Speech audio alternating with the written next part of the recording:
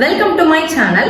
இன்னைக்கு இந்த வீடியோ எதை பத்தி அப்படின்னா சாரி pre-pleating and folding மெத்தட பத்தி தான் நான் இன்னைக்கு உங்களுக்கு சொல்லி தர போறேன். ரொம்ப சிம்பிளான டெக்னிக் அண்ட் மெத்தட தான் நான் இன்னைக்கு ஃபாலோ பண்ணிருக்கேன். சோ வீடியோ ஃபுல்லா நீங்க ஸ்கிப் பண்ணாம பார்த்து தெரிஞ்சுக்கோங்க.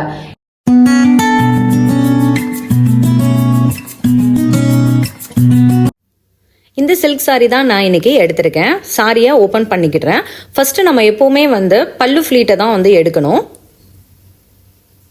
இப்போ உள் பக்கமாக நான் இந்த மாதிரி ஓப்பன் பண்ணியிருக்கேன். எப்போவுமே நம்ம பல்லு ஃப்ளீட்ஸ் எடுக்கும் போது நம்மளோட கையில் வச்சு நார்மலாக ஃப்ளீட்ஸ் எடுப்போம். அப்போ அந்த சைஸ் ஒன்றுக்கு ஒன்று ரொம்ப ஷார்ட்டாக இருக்கும், இல்லை லாங்காக இருக்கும். ஸோ அதை அவாய்ட் பண்ணுறதுக்காக தான் இந்த நியூ டெக்னிக்கை நான் ஃபாலோ பண்ணுறேன். ஃபஸ்ட்டு உங்கள் செஸ்ட்டு அளவுக்கு ஃபஸ்ட்டு முன்னே வரக்கூடிய ஃப்ளீட்ஸை அளவு எடுத்துக்கோங்க. உங்களுக்கு நீங்கள் கொஞ்சம் வெயிட்டாக இருக்கிறீங்க அப்படின்னா கொஞ்சம் ப்ராடாக வைங்க. லீனாக இருக்கீங்க அப்படின்னா உங்களோட ஃபஸ்ட்டு ஃப்ளீட்டை சின்னதாக வச்சுக்கோங்க. இது என்னோட அளவுக்கு தக்கனா நான் இப்போ இந்த ஃபஸ்ட்டு ஃப்ளீட்டை எடுத்து நான் இதில் அயன் பண்ணியிருக்கேன். அந்த பார்டர் மட்டும் தெரிகிற மாதிரி. நீங்கள் அயன் பண்ணும் போது நல்லா ஸ்டிஃபாக அயன் பண்ணுங்கள். அந்த லைன் தான் இப்போ நம்ம பேஸாக வச்சு ஒவ்வொரு ஃப்ளீட்டையுமே நம்ம கிரியேட் பண்ண போகிறோம். நெக்ஸ்ட் சாரியோட அதர் எண்டை எடுத்து இந்த ஃபர்ஸ்ட் நம்ம கிரியேட் பண்ணியிருக்கக்கூடிய அந்த லைனில் வச்சு அதர் எண்டை நம்ம இப்போ அயன் பண்ண போகிறோம். சில்க் சாரியிலே சாஃப்ட் சில்க் அப்படின்னா ஒரு டைம் அயன் பண்ணாலே நல்லா ஸ்டிஃபாக நின்றுக்கிடும். கொஞ்சம் ஹெவி வெயிட்டாக இருக்கக்கூடிய சாரி எல்லாமே நீங்கள் நல்ல ப்ரெஸ்ஸிங் கொடுத்து அயன் பண்ணுங்கள். இந்த மாதிரி ஒவ்வொரு டைமையும் நான் இந்த மாதிரி அந்த அதர் எண்ட்ல இருந்து எடுத்து இந்த மாதிரி லைன் கிரியேட் பண்ண போறேன்.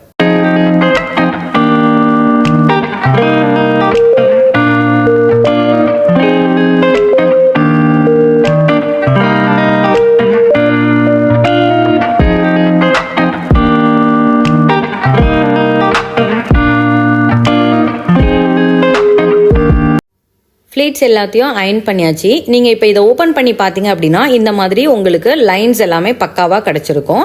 இப்போ சாரியை நம்ம இந்த மாதிரி எடுத்து போட்டுக்கலாம். இப்போ பல்லு பாட்டில் அதாவது அதர் எண்டுன்னு சொன்ன பார்த்தீங்களா, அதுதான் ஏன் பக்கமாக இருக்குது. அதில் இருந்து தான் நான் இந்த ஃப்ளீட்ஸ் ஒவ்வொன்றையும் பிடிச்சு இந்த மாதிரி மடிக்கிறேன். ஒரு லைன்ஸும் இன்னொரு லைன்ஸையும் பிடிச்சு நீங்கள் எடுத்தீங்க அப்படின்னா இந்த மாதிரி உங்களுக்கு ஒரு மடிப்பு கிடைச்சிரும். இப்போ நீங்கள் பார்த்தீங்கன்னா கரெக்டாக அந்த ப்ளீட்ஸ் பல்லு ப்ளீட்ஸோட ஸ்டார்டிங் பாயிண்ட் எல்லாமே உங்களுக்கு இந்த மாதிரி கரெக்டாக நீங்கள் எடுத்து வச்சு அதில் ஒரு பின் குத்திடுங்க. நான் இப்போ பின் குத்தி இப்போ பேலன்ஸ் இருக்கக்கூடிய பல்லு பார்ட் எல்லாத்தையுமே அயன் பண்ண போகிறேன். இப்போ நான் கிரியேட் பண்ணி வச்சிருக்கக்கூடிய இந்த லைன்ஸை வச்சு தான் நான் பேலன்ஸ் இருக்கக்கூடிய பல்லு பார்ட் எல்லாத்தையுமே அயன் பண்ணி எடுக்க போகிறேன்.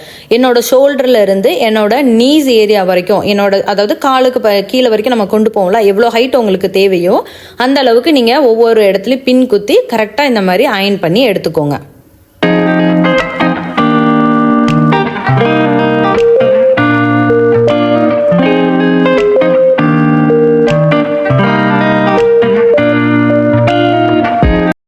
உங்களுக்கு டேபிளில் வச்சு இந்த மாதிரி கிளிப் போட்டு பண்ண தெரியல அப்படின்னா நீங்கள் ஷோல்டரில் பின் குத்திக்கோங்க. பின் குத்தி ஒவ்வொரு ப்ளீட்ஸையும் இந்த மாதிரி எடுத்து ஒரு குறிப்பிட்ட தூரம் போனதுக்கப்புறம் அதில் பின் குத்திட்டு அகெயின் அதை மேலே எடுத்து மறுபடியும் ஷோல்டரில் நீங்கள் பின் குத்திக்கோங்க.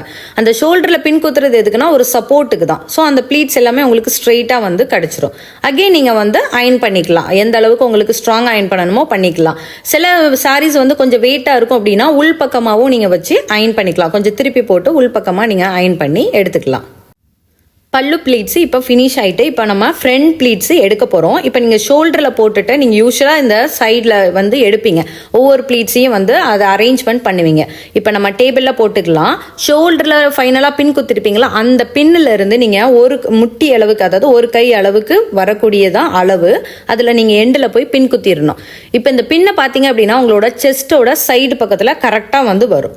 இப்போ ஃப்ரண்டில் வரக்கூடிய ஒவ்வொரு ப்ளீட்ஸுக்கும் கேப் என்ன அப்படின்னு பார்த்தீங்கன்னா ஒரு இன்ச் அளவுக்கு இருக்கும். அதாவது உங்கள் விரல்களோட ரெண்டு லைனை நீங்கள் ஒரு அளவுக்கு எடுத்துக்கிடணும். அதுதான் ஃபஸ்ட்டு வரக்கூடிய அந்த செஸ்ட் பக்கத்தில் வரக்கூடிய ஒவ்வொரு ப்ளீட்ஸுக்கான கேப்பு. நெக்ஸ்ட்டு நீங்கள் இந்த பின் குத்திருப்பீங்கல்ல, அந்த செஸ்ட்ல இருந்து அகெயின் ஒன் மோர் டைம் உங்களோட ஒரு கை அளவுக்கு ஒரு அளவு எடுத்து அதில் பின் குத்திக்கோங்க.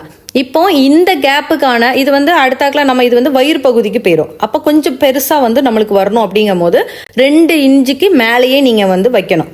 அந்த கையோட, அதாவது ஒரு ஃபிங்கர் ஃபுல்லாத்தையும் வச்சு நீங்கள் அதை வச்சு பார்த்தீங்க அப்படின்னா ஒவ்வொரு ப்ளீட்ஸுக்கும் இவ்வளோ கேப் இருக்குது அப்படிங்கிற மாதிரி நீங்களே ஒரு அசம்ஷன் பண்ணிக்கணும். அப்போ தான் உங்களோட வயிறு பகுதி எல்லாத்தையும் கவர் கரெக்டாக பண்ணும். ஃப்ரண்ட் ப்ளீட்ஸ் கம்ப்ளீட் பண்ணியாச்சு. இப்போ நம்ம சென்டர் ப்ளீட்ஸ் எடுக்க போகிறோம். ஸோ இந்த மாதிரி சாரியை நீங்கள் சுற்றி கொண்டு வந்தீங்க அப்படின்னா பெல்லி பட்டன் தான் வந்து சென்டர் பாயிண்ட். இந்த சென்டர் பாயிண்ட்ல நம்ம பின் குத்தக்கூடாது. சென்டர் பாயிண்ட்ல இருந்து தைஸுக்கு நீங்கள் இப்படி இழுத்து பார்த்தீங்க அப்படின்னா அங்கே ஒரு குறிப்பிட்ட கேப்பில் நீங்கள் வந்து பின் குத்தணும். சென்டர் பாயிண்ட்ல இருந்து ஒரு குறிப்பிட்ட கேப்பில் நீங்கள் பின் போய் குத்த போகிறீங்க. இப்போ இது வந்து உங்களுக்கு ஸ்டார்டிங் பின்னு. சாரியை நார்மலாக நம்ம கெட்ட ஆரம்பிப்போம்ல, ஃபஸ்ட்டு ஆரம்பிக்கும் போது இந்த மாதிரி தான் நம்ம கெட்ட ஆரம்பிப்போம். ஒரு சுற்றுனதுக்கப்புறம் இப்போ பெல்லி பட்டனோட சென்டர் பார்ட்டுக்கு வந்தாச்சு. இதிலிருந்து அதே போல் ஒரு கொஞ்சம் கேப் விட்டு நீங்கள் இதில் பின் குத்திக்கோங்க. இப்போ இந்த பின்னையும் இதுக்கு முன்னாடி குத்தின பின்னையும் தான் நம்ம வந்து அளவு இன்பிட்வீன் வரக்கூடிய கேப்பில் தான் நீங்கள் வந்து ஃப்ளீட்ஸ் எடுக்க போகிறீங்க.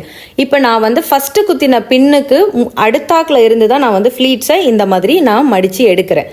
நீங்கள் இதை யூஸ்வலாக வந்து உங்களோட 2 ஃபிங்கருக்கும் கேப்பில் வச்சு மடிச்சிங்க அப்படின்னா அந்த அளவு எல்லாமே வந்து கரெக்டாக வந்து உங்களுக்கு இருக்கும். உங்களுக்கு 9 ப்ளீட்ஸ் வேணாலும் எடுத்துக்கோங்க. இல்லை நீங்கள் வந்து கொஞ்சம் ஃபேட்டாக இருக்கீங்க அப்படின்னா 5 to 6 ப்ளீட்ஸ்க்குள்ளேயே வந்து வச்சு எடுத்துக்கோங்க. பின்னு வந்து அரேஞ்ச் பண்ணும் போது ஒரு ப்ளீட்ஸ் இன்னொரு ப்ளீட்ஸுக்கு மேலே வந்து கொஞ்சம் கேப் விட்டு எடுத்தீங்க அப்படின்னா அது ரொம்பவே நீட்டாக தெரியும். எல்லா ப்ளீட்ஸையும் ஒரே லைனில் வச்சு நீங்கள் எடுத்தீங்க அப்படின்னா அது ரொம்ப ஹெவி வெயிட்டாக உங்களை வந்து ரொம்ப உங்களுக்கு டம்மியை வந்து ஹைட் பண்ணாது. ஸோ அதையும் நீங்கள் பார்த்துக்கோங்க. சென்டர் ப்ளீட்ஸில் இந்த இடத்துல நீங்கள் பின் குத்திக்கணும். இப்போ இது வந்து பெல்லியோட இன்சைடில் ஹைட் ஆகக்கூடிய பிளேஸு. இதை நீங்கள் அளவு வச்சு தான் நீங்கள் ஃபுல் ப்ளீட்ஸையும் கீழே வந்து அரேஞ்ச்மெண்ட்ஸ் பண்ணி மேலே ஒரு பின்னு, சென்டரில் ஒரு பின்னு, அதுக்கப்புறம் எண்டில் ஒரு பின்னு, இந்த மாதிரி நீங்கள் கரெக்டாக அரேஞ்ச் பண்ணி நல்லா டைட்டாக வந்து அயன் பண்ணிக்கணும். இப்போ நீங்கள் ப்ளீட்ஸை பார்த்தீங்க அப்படின்னா ஒவ்வொரு ப்ளீட்ஸும் அதுக்கு மேலே தான் இருக்குமே தவிர ஒரே இடத்துல இல்லை. ஸோ இதை நீங்கள் பார்க்கும் போது இல்லை கீழே உட்காரும் போதோ அவ்வளோ அழகாக அந்த ப்ளீட்ஸ் எல்லாமே வந்து ரொம்ப நீட்டாக வந்து தெரியும். ப்ளீட்டிங் அயனிங் முடிச்சதுக்கப்புறம் நீங்கள் ஃபோல்டிங்க்கு பண்ணுங்கள்.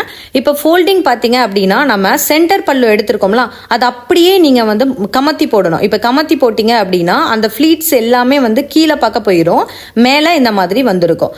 இது வந்து உள் பக்கமான உள்ள சாரி. நம்ம வந்து ஃபஸ்ட்டு ஸ்டார்ட் பண்ணக்கூடிய சாரியோட பகுதி எல்லாமே இது. இப்போ நான் இதை வந்து இந்த சைடு எடுத்து போட்டுக்கிடுறேன்.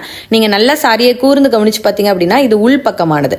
இப்போ நான் இது எல்லாத்தையும் நம்ம அந்த சென்டர் ப்ளீட் வச்சுருக்கோம் பார்த்தீங்களா அதே அளவுக்கு, அதாவது அதே வித் அளவுக்கு நம்ம இது எல்லாத்தையும் கொஞ்சம் கொஞ்சமாக இந்த மாதிரி நம்ம வந்து மடிச்சுக்க போகிறோம்.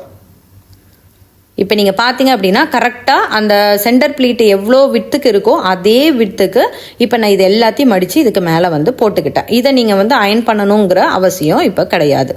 நெக்ஸ்ட்டு ஃப்ரண்ட் ப்ளீட்ஸ் எல்லாத்தையும் இதே மாதிரி கொஞ்சம் கொஞ்சமாக உள்ள நீங்கள் ஹைட் பண்ணி மடிக்க ஆரம்பிக்கணும். அந்த ஃப்ளீட்ஸ் எல்லாமே வந்து களைஞ்சிரும் அப்படிங்கிற ஒரி பண்ண தேவையில்லை. அதனால தான் நம்ம அயன் பண்ணும்போது நல்லா ஸ்டிஃபாக அயன் பண்ணியிருக்கோம். நெக்ஸ்ட்டு ஃப்ரண்ட் ப்ளீட்ஸ் எல்லாத்தையுமே நம்ம இதோட மடிக்க போகிறோம். இப்போ நீங்கள் பார்த்தீங்கன்னா பல்லு ஃப்ளீட்ஸையும் நான் ஆப்போசிட்டில் போட்டிருக்கேன், ஃப்ரண்ட் ப்ளீட்ஸையும் இந்த மேலே போட்டிருக்கேன். இதில் ஷோல்டரில் இருந்து செஸ்ட்டில் வரக்கூடிய பின்னை தவிர்த்துட்டு மற்ற எல்லா பார்ட்டுமே நம்ம வந்து உள்ளே ஹைட் பண்ணிடணும். நீங்கள் பார்த்தீங்கன்னா நம்ம டம்மி ஏரியாவில் வரக்கூடிய அந்த ப்ளீட்ஸ் எல்லாமே உள்ளே மடக்கப்படும். 2 எண்ட்லேயும் பார்டர் இருக்கும். அந்த பார்டரை மட்டும் ஃபஸ்ட்டு நான் மடிச்சிருக்கேன். அதுக்கப்புறம் இந்த ஃப்ரண்ட் ப்ளீட்ஸை ஒரு அளவாக வச்சு உள்ளே ஃபோல்ட் பண்ணியிருக்கேன். 2 பகுதியுமே நான் வந்து 2 எண்டையுமே அந்த மாதிரி தான் கரெக்டாக மடித்து உள்ளே கொண்டு வந்துட்டேன். இப்போ நீங்கள் இதை டர்ன் பண்ணி எடுத்து பார்த்தீங்க அப்படின்னா உங்களுக்கு ஃப்ரண்ட் பல்லு மட்டும் வந்து கரெக்டாக வந்து இந்த பாடிக்கு எல்லாத்தையும் கவர் பண்ணி வைக்கிற மாதிரி ஒரு பாக்ஸ் மாதிரி கிரியேட் ஆகிருக்கும். பல்லு ப்ளீட்ஸ் எல்லாத்தையுமே இந்த மாதிரி நீங்கள் கவர் பண்ணி உள்பக்கமாக நீங்கள் வந்து மடித்து வச்சிட்டிங்க அப்படின்னா இது நல்லா டைட்டாக வந்து நின்றுக்கிடும். ஃபைனல் லுக்கு இந்த மாதிரி தான் இருக்கும். இன்னொரு நல்ல வீடியோவில் உங்களை மறுபடியும் மீட் பண்ணுறேன். Thank you so much.